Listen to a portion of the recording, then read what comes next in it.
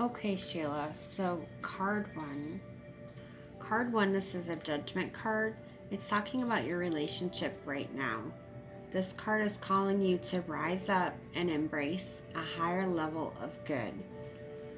You're experiencing a lot of spiritual awakening and realizing you are destined for more than what life is giving you.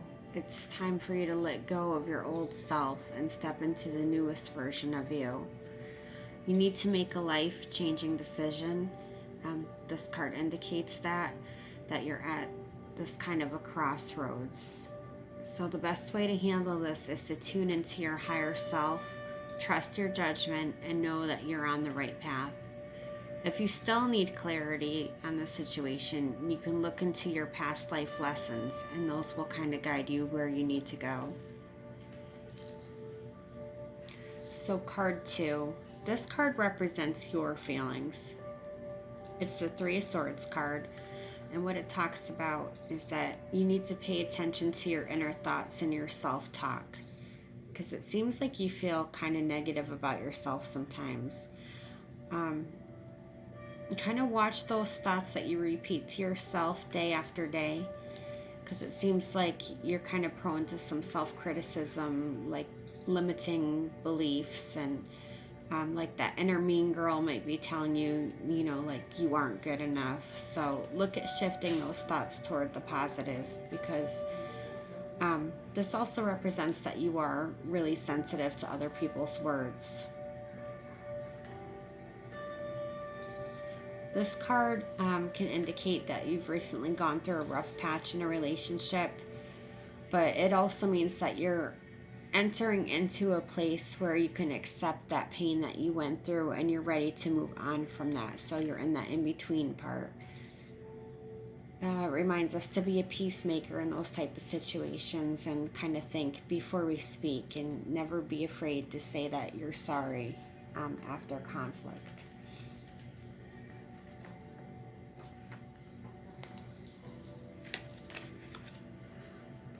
So card three.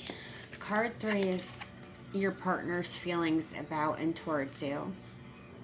And this is the Empress card. It seems like he holds you up pretty high. So his partner's feelings with this card would mean that he sees you as kind of this strong, elegant, sensual, and yet like really nurturing female. And he sees you as a person who's compassionate to him and supportive for him.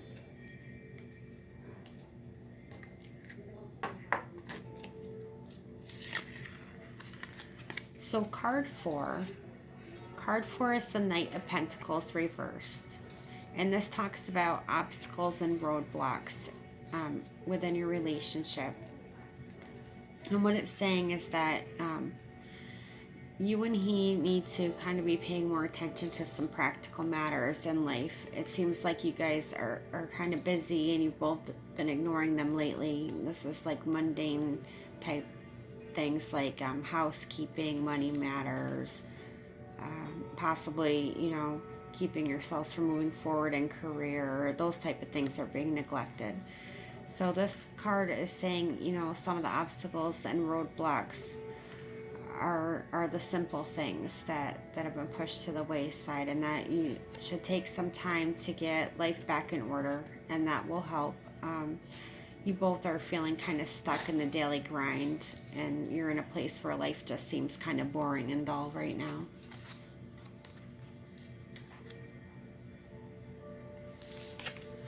Card 5. Card 5 is the High Priestess card reversed for you. This talks about the best approach with your relationship. So what it's saying is to be still and direct your attention inward, to listen to your voice and wisdom. Don't be swayed by other people's opinions or dramas. It can indicate that somebody might be keeping something from you or possibly talking behind your back, sharing, gossips, myths, truths, that kind of thing. So, with that person, it's time to have an honest conversation. sit down, bring these things to the surface, you know, and that'll help address those secrets that they're holding back from you.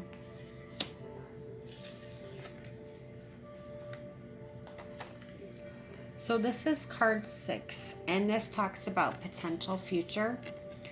It's ironically the 7 of Cups reversed. So 7 of Cups reversed means you have several different choices going on where you can go with things.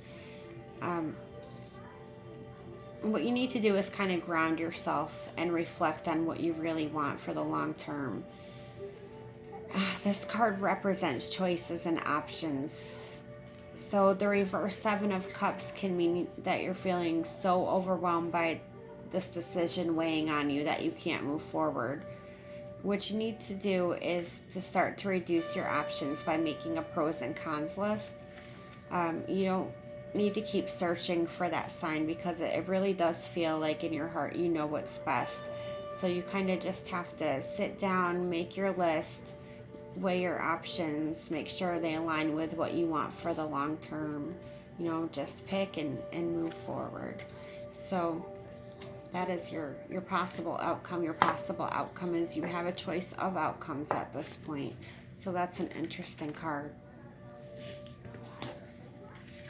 So with your angel card reading,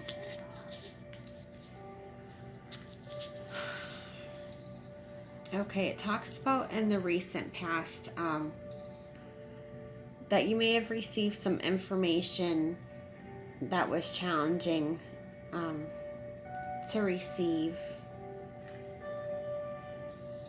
and that right now you're in a place where you're just meditating, turning inward like we talked about. You're trying to discover your soul's true desire while you make this decision.